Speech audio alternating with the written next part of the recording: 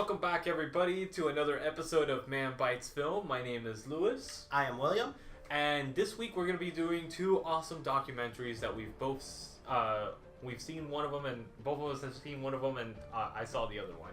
So the one that I want to go straight into is Spielberg. This is a documentary, obviously, about Steven Spielberg, the director that has done so many of our childhood cinema masterpieces. I mean, this guy has a list of films that he is prolific like nobody else. The man has done so many iconic films like Indiana Jones, E.T., Hook, what else? Come on, you got it. Come on, you got it. You're on a roll. Come on. Schindler's List, War of the Worlds, come on, what else? Sense8. Sense8? Was it? No, not Sense8. Sense8. It came out a few years ago. It was resounding of E.T. It was with kids. Oh, Super 8? No, that was Super 8. That wasn't Spielberg? No. I thought it was Spielberg.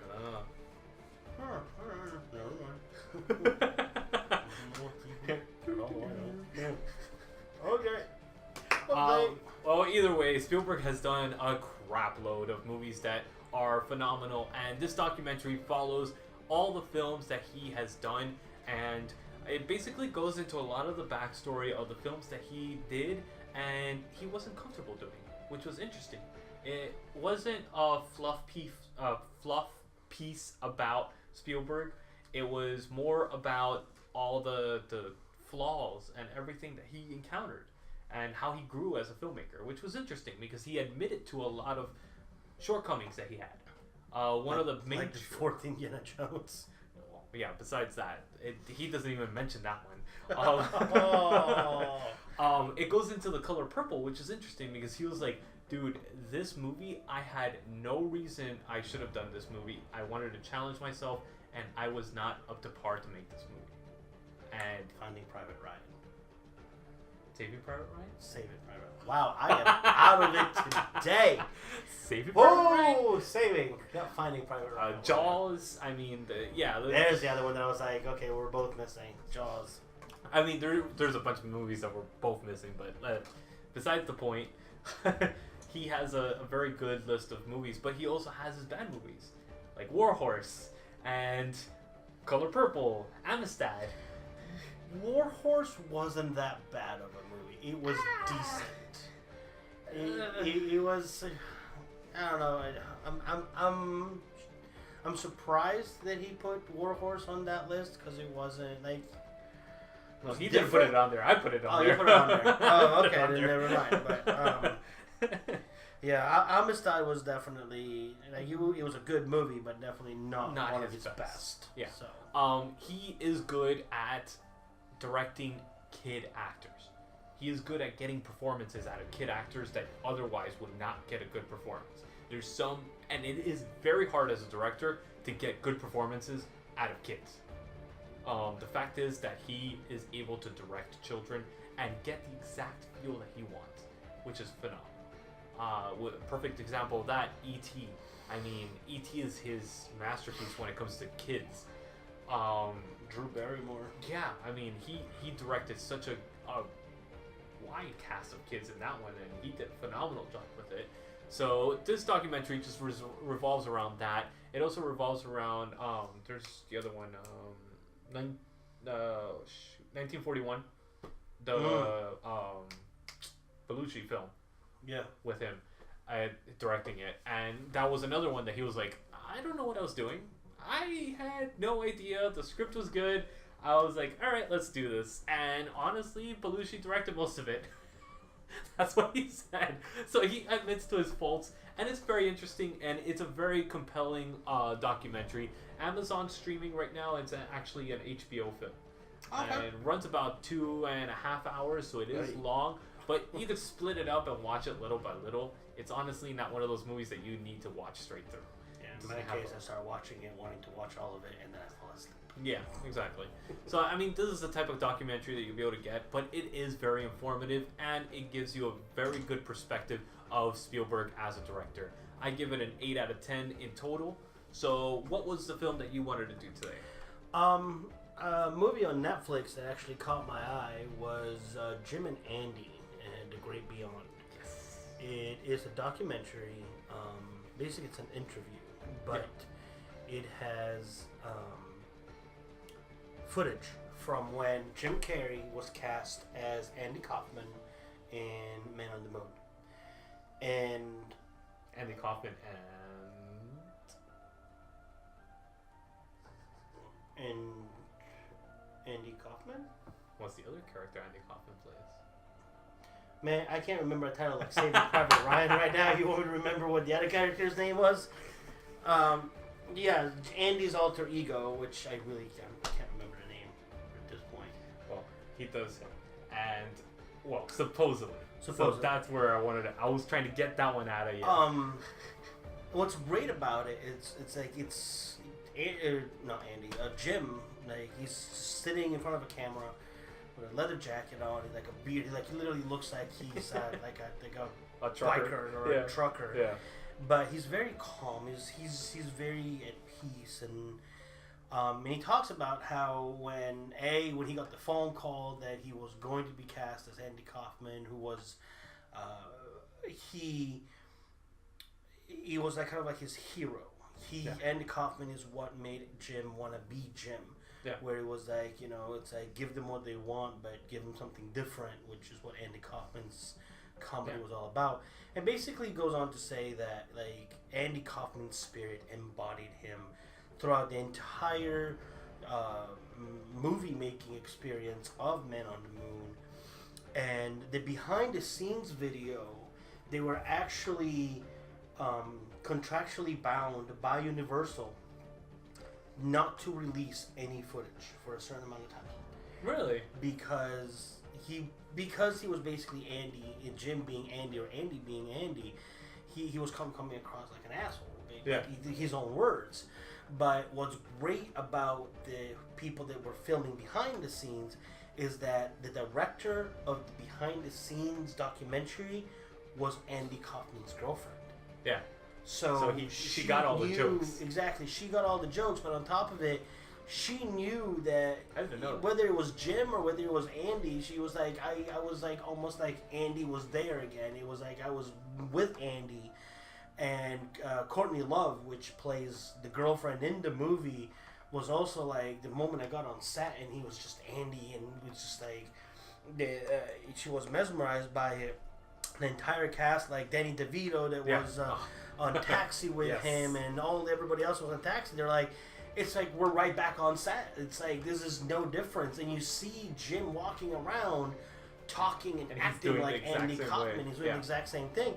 He even had a feud with Jerry the King Lawler, like Andy Kaufman did, to where because he was so being Andy, he got under Lawler's skin again, and he got slapped again, and ended up like Andy was back, and even Lawler, sits down and he goes, I couldn't tell the difference anymore whether Jim was just being Andy because he was being Andy. That was the greatest part of the interview. Or if it's because he was just Andy, but it's like I went back to where there was that famous episode on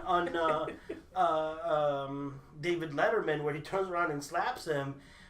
Jim goes on to say, it's like, when I told, when that scene came on right before he said, they said action, I told him, slap me, just don't hold back, just slap me. And that's why it looks so real, because in the movie, because he actually got slapped by where he thought he killed him. He thought he was dead. Like, that's it. That's, but it was different. It's very well made, very well edited. Yeah. And he even embodies the other persona of Andy Kaufman, which I cannot remember the name to save my life right now. Oh my god, I blanked out on it too now. Yeah, so you're gonna put me on the spot. You better know the answer.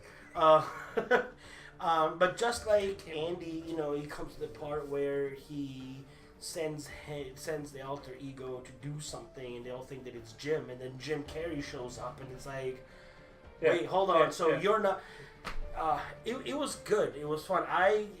Though it wasn't a big success, I enjoyed Man on the Moon because growing up, when we moved to the States in '93, there was that Nick at Night, and Taxi was one of the was Yep. one of the shows. Same here. Like I Love Lucy was one of them. Like when Nick at Night was like Nick at All Night. in the Family. Now Nick at Night is the shows we grew up on. It's like Really? oh my I God. haven't seen Fresh it in Prince years. of Bel Air was on Nick at Night at one point. Are you serious? Let that sink in for a second. He's feeling old right now. But it came out this year. It's directed by Chris Smith, and it's only like an hour and a half. It's really good. I went into it watching it, and I was like, all right, this is going to be interesting. Let's see what they do. I thought it was going to be like a talking head documentary, and I was like, wow, this is really interesting. And I literally stopped what I was doing, and I just literally sat there and watched the whole movie from start to finish without moving, because I was like, I was so enthralled in it. I felt like I was watching Man on the Moon, and it was great. And the part where, for those that don't know, Andy Kaufman ended up dying of lung cancer. Yeah. And Supposedly. Supposedly, but Jim Carrey, and when he comes to that point in the movie where he has to play the part of Andy with cancer, he shaves his head. He stops eating. He becomes like he literally looks like a cancer patient. That to me was when I was like you get method actors. Yeah. Like Daniel Day-Lewis. Jack Nicholson, which they're just embody this and actors and whatnot. But when either it's because we've never seen them behind the scenes, and yet we got to see Jim Carrey, and you see Jim Carrey as Ace Ventura, and Jim being Jim, and he's like this completely different persona that you're just gonna sit there going. Jim Carrey sneaks up on you, man. He sneaks up on you. Like I grew up watching Ace Ventura. I even got the membership card because I loved Ace Ventura that much. All right. The second Ace Ventura, my God, that rhinoceros scene, it holds a place as one of the funniest moments in cinema to me.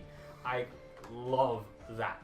And then Liar Liar, the pen is blue, the pen is blue. Oh, come on, that is just awesome. And then my favorite line from that movie was it good for you? I've had better. And the next 5 minutes where it's like, I've had better. That to me is the best Jim Carrey movie so far. He was great. A lot. He was really good in Eternal Sunshine of the Spotless Mind, yes. which was very anti Jim Carrey because he was this completely different persona. And The Majestic. But The Majestic was really good. Like it was good. Was amazing. But to me, it was Truman Show. Oh yeah, that's true. Truman Show. I mean, that's the thing. He sneaks up on you. You got the real slapstick comedy like Dumb and Dumber, Ace Ventura, all these things, and then you got serious Eternal Sunshine, Man on the Moon, The Majestic, and then you get like completely different every movie since then. It's really insane. The guy's chameleon. Truman Show. I do this to this day just to be funny. When people are like, I'm like, oh, good morning. No. I'm like, the good morning. And I'm like, in case I don't see you, good afternoon, good evening, and good night. Yeah. And it's just become such a part of me. And it's just, like, even the soundtrack to that movie is like, and then in the leading up to the conversation with God. Yeah. Where it's just like, wow. But anyway, that's a completely different thing. Bruce Almighty. That's another one. There you go. Bruce Almighty was good, but it was more of a Jim Carrey going back to his roots to where he could do the funny, blah, blah, blah, and alrighty then and all this. Yeah. Truman Show, like the movies that, like the dramatic movies of like literally just in a what do we call it? Eternal Sunshine? No. They're in a category. Yeah, they are. And it's good, but this is definitely, it's a good viewing. It's especially if you are a fan, or if you've either enjoyed Taxi, or you like Andy Kaufman, or even if you're just a Jim Carrey fan. He hasn't really released anything lately. He's old, man. He's gotten old. Okay, he's gotten old, but I mean, there are actors that are a lot older than him that are still releasing. But it's he's not Robin Williams. He won't get better with age. No, nobody's Robin Williams. Nobody will ever be Robin Williams. Robin Williams will forever be Robin Williams. But Jim Carrey has his own place in the comedic world because of how he is, and he explains it in this movie as well. His rise through the comedic world and why he has the catchphrase "Alrighty then," and there's a whole. Oh my God, you think that it was just like a thing? Yeah. There's a whole story behind the whole his "Alrighty then," which is kind of like, wow, and that line alone, that segment alone, is what made burst him out. Where he's like, okay, this is the kind of comedy that I want to do, and that's where he. So it's not only about Jim being Andy; it's like how Jim became Jim, which then led to Andy. Yeah. But if you're a fan of Jim Carrey, you're a fan of Andy Kaufman, you're a fan of anything that they've done, this is a must-watch, and it's easy access. Netflix, throw it on there, and if you enjoy the first 20 minutes, which you will if you're a fan of either one, then continue watching it. If not, turn it off if it's not for you, but you get into it at least within the first 20 minutes, you will know whether you like the rest or not. Yeah. For sure. So I definitely recommend this. As like you said, give it a trial run. Yeah. And then go on from there. Rating wise, what do you give it? Rating wise, I give it probably a good 9 out of 10 as far as documentaries go. Agree 100%. It's very different, very. There's back footage, just an interview, but it's still entertaining. It doesn't feel like a documentary. It doesn't. It literally just feels like an interview with footage that it's put in there, but it's very well done. And it's fast paced, which is unusual for a documentary. It is. It's like basically throughout the entire series and throughout the entire movie. So I definitely thoroughly 9 out of 10. this one. Okay, so this week we reviewed Spielberg and Jim and Andy. So I hope you guys join us for next week. Next week we're gonna actually be doing our top 5 picks for the year, and also we'll be doing a special release of Man vs. Film, a new series that we're gonna be releasing, and hopefully you guys will enjoy it. We'll be able to do more of them next year as well. So my name is Lewis. I'm William. And we'll see you guys next week for another episode.